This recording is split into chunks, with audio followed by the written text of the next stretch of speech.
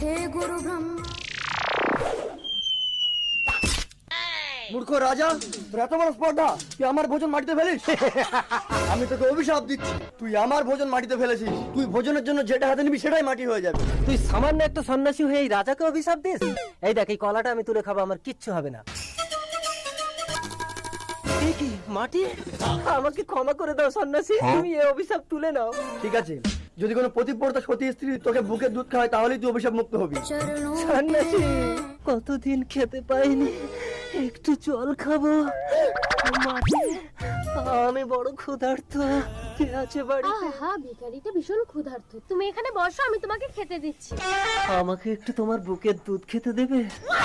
স্বামী, আমাকে মেরো না। এখানে বস, এটাই তো শাস্তি। এ কি পাহাড়পুরের রাজামশাই, আপনার এই অবস্থা কি করে হলো? কিন্তু